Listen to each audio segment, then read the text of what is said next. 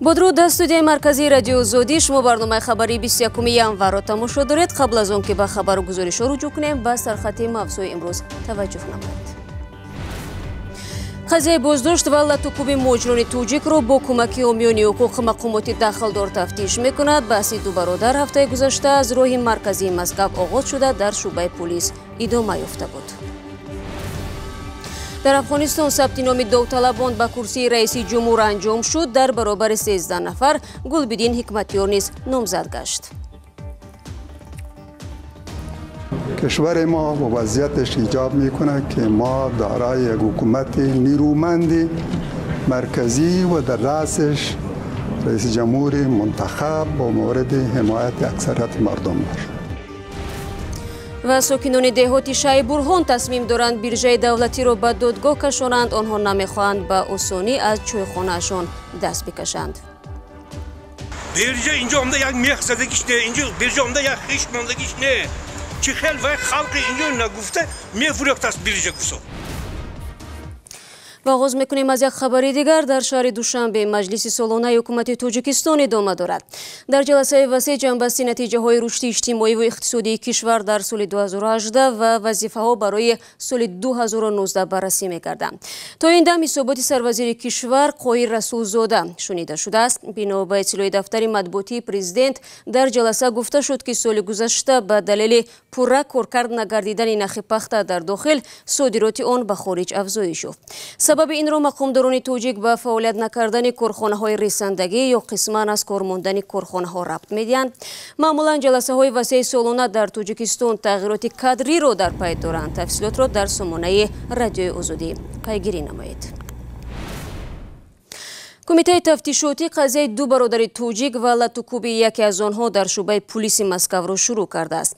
فرهاد و اسدالله سولیف روز 13 январ در پی ماجرای خود با دو کارمند پلیس برای دشنام دادن در جایهای جمعیتی جریمه شدند. بر علاوه یکی از آنها که شهروند تاجیکستان بود بازداشت و لطوکوب گردید. بعد مداخله حامیان حقوق فرهاد سولیف از بازداشت رها شد. ما با آنها عریضه شکایتی رو تیار کرده دادیم که آنها به پروکراتورا و سلیسین کمیته برده سپاریدن و حجت یک ماه این همه کار سنجیده می شود و باوری داریم که پلیس هایی که چنین یک رفتاری غیر انسانی کردن به جوابگری کشیده می شوند و این چنین اون جریمه که با آنها نوشتن بیکار کرده می شود. هرچند برادران فرهاد و اسدالله سولیف میگویند میلیسه ها را دشنام ندادند ولی زیر این عیبنامه امضا گذاشتند. طور بعدا معلوم شد آنها با توصیه حامیان حقوق مهاجران این عیبنامه را پذیرفتند تا اینکه بعدا از روی عمل کارمندان پلیس به مقامات داخلدار شکایت نمایند. ضمن جریان بحث این دو برادر با کارمندان حفظی حقوق ثبت شده و در اختیار کمیته تفتیشاتی و دادستانی واگذار شده است. شما برنامه خبری آزادی را تماشا دارید. اول اجازت بعد بوسکشی. در تاجیکستان مقامات از دوستداران بوسکشی طلب کردند که قبل از تشکیل هر یک سبقت از اداره ورزش شهر و یا ناحیه اجازت نامه بگیرند. تنها پس از گرفتن اجازت نامه تشبسکاران حق پیدا میکنند سبقت بوسکشی را تشکیل کنند. همکارم عبدالله شورف به تحقیق این موضوع مشغول بود. حالا با ما در استودیو است و آماده صحبت. سلام عبدالله. خب بوسکشی از قدیم به مناسبت توی عروسی و یا ختنه از طرف افراد دارا تشکیل می شد و برندگان آن با موشین و تحفه های گرانبها قدردانی می کردیدند. چرا حالا مقامات برای تشکیل بوسکشی اجازت نامه جاری کردند عبدالله؟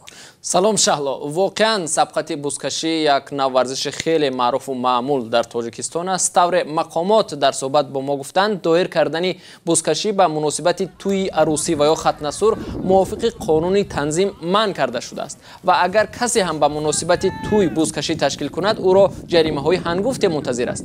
اما مقامات میگویند دوستداران این ورزش می توانند چنین سبقت ها را دایر کنند در علاحدگی بدون توی، ولی تشبسکاران باید نخست نقشه خود را با فدراسیون چاواندازان و پایگاه‌های اسب‌دوانی و اداره ورزش محلی زیستشان موافقه کنند. تنها پس از اجازت رسمی اداره ورزش با ذکر سنه و مهلت تشکیل سبقت، تشبسکاران می توانند سبقت بزکشی را دایر کنند. در غیر صورت تشکیل بزکشی غیر قانونی دانسته می شود و مقامات می توانند تشکیل کنندگان آن را جریمه بندند. اما به هر حال به من نفهمم موند عبدالله که هدف از جوری کردن اجازتنامه چی است؟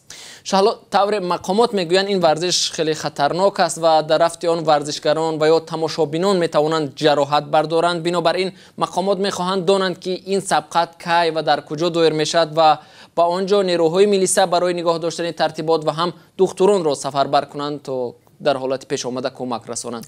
خب عبدالله، طور گفته بودی بزکشان حتی فدراسیون دارند و رهبری آن بر ذمه شیر محمد شاییان است. آیا بجز او باز هستند سیاستمدارانی که به این ورزش میل دارند؟ بله هستند و خیلی زیاد. شاءالله اگر در خارج گلف و یا لیژرانی کوهی ورزش برای ثروتمندان و اشرافزادگان اعتراف شده باشد، ثروتمندان در تاجیکستان به بزکشی و پرورش اسب مشغولند.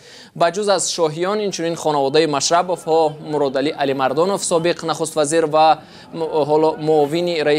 معاون رئیس اگروینوست بانک، اینچنین بهزاد فیض‌الله زاده رئیس شرکت موبیلی و ویلان اسب‌های تازی و بزکشی دارند و در سبقت‌های تاجیکستان و حتی بیرون از آن شرکت میکنند. در منطقه رشت قناعتشاه لایق‌زاده رئیس این ناحیه و همچنان عضو مجلس ملی نیز از دوستداران این ورزش است و اسب‌هایش در مسابقات ورزشی اشتراک میکنند. دوستداران این ورزش میگویند در برخی از سبقت‌ها راوی‌ها از غالب آمدن اسب‌های مربوط به رستم امامعلی رئیس شهر دوشنبه نیز گاه‌ها اعلان میکنند. عموما داشتن اسب تازی و شرکت در سبقت‌های بزکشی در تاجیکستان عملاً نشانی آن است که تو شخص خیلی ثروتمند هستی و واردی کلوبی رده اول شخصانی دارا و سیاستمدارانی پرنفوذ هستی، چون پرورش و نگاه داشتن اسب تازی خرجات زیاد دارد. خودی اسب بزکشی نیست نرخ گران دارد.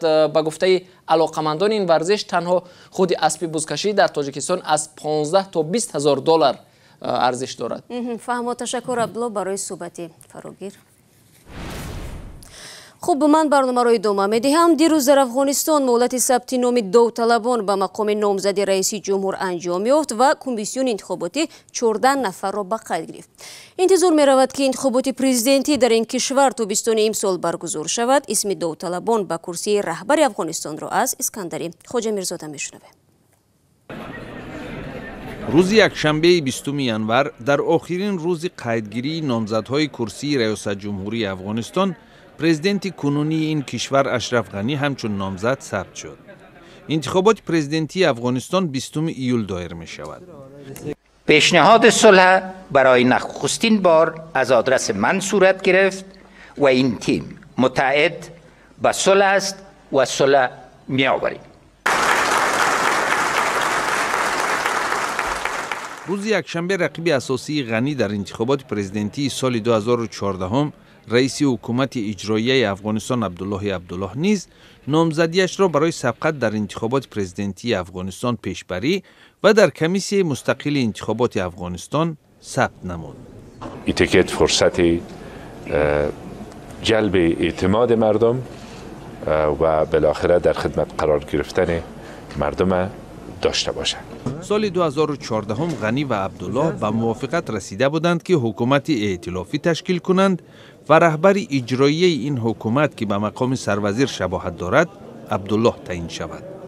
در میان داوطلب‌های دیگر کرسی پرزیدنتی افغانستان در انتخابات پرزیدنتی سال 2019 سابق مشاور امنیت ملی افغانستان محمد حنیف اتمر و سابق سروزیر افغانستان کلبالدین حکمتیار یاد شدند. ما طرفدار نظام فدرالی نیستیم.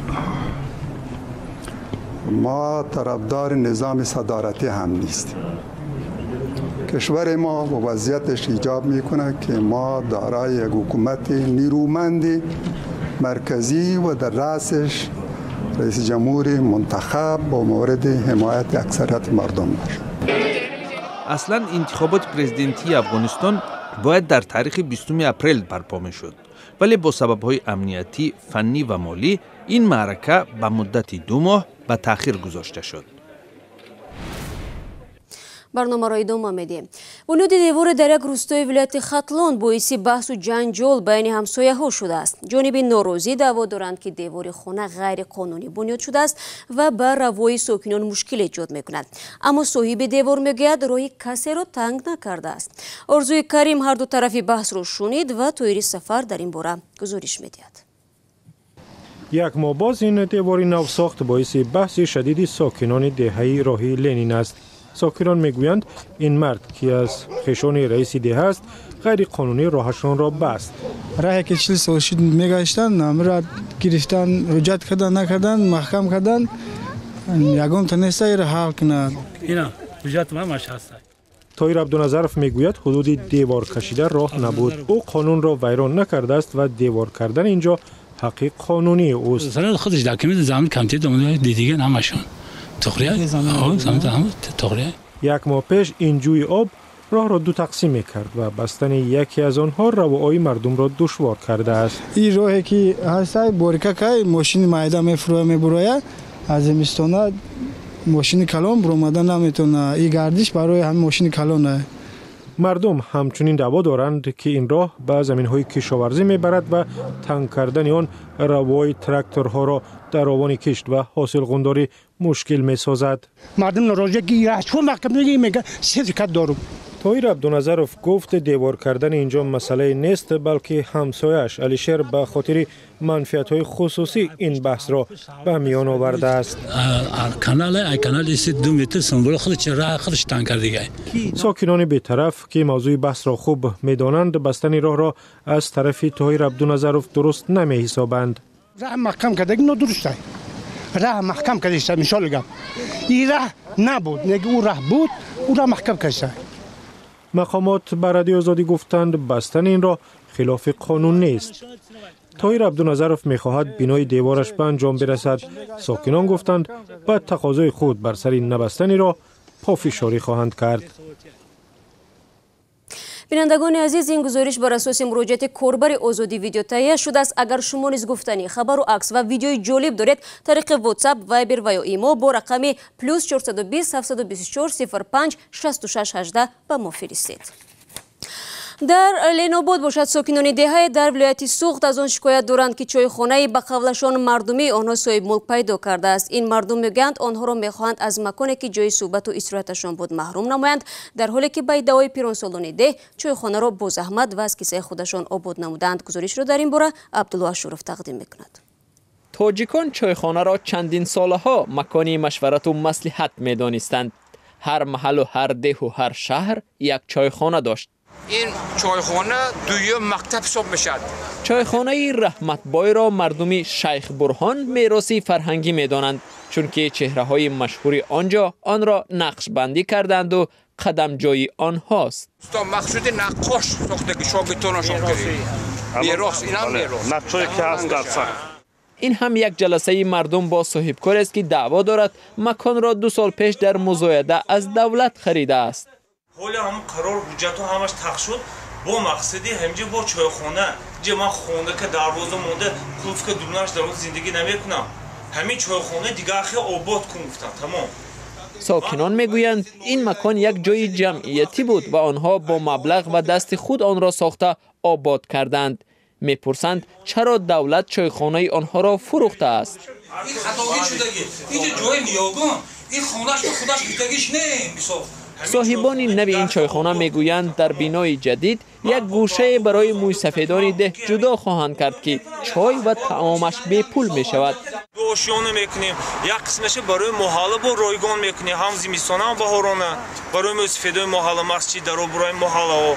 ساکنان به وعده های صاحبی نو باور نمی کنند، می ترسند با این بهانه از چایخانه محروم می شوند. من میکنم میگه تو وقتی شدم بعد من ساخته من پول دادم میگه حالا پیپل که میمونم میگه اون وقت اوجه خودم خودم میگه خودم میگم 15 دقیقه که در اختیار داشتیم به پایان میرسد. من بعد 24 ساعت دیگر به همین استودیو با خبر و گزارش‌های تازه برمیگردم. تا اون دم از آزادی ویدیو کانال ما در یوتیوب نوارهای جالب رو تماشا کنید. خب البته خبرهای بیشتر از این در www.azadi.org گذاشته شده است. وبسایت رسمی ما. صبح بر وقت فردا نوید بامدادی تقدیمتان میگردد. تماشای آن را فراموش نکنید. تا اون دم خدا نگهداری هر یک شما هستید.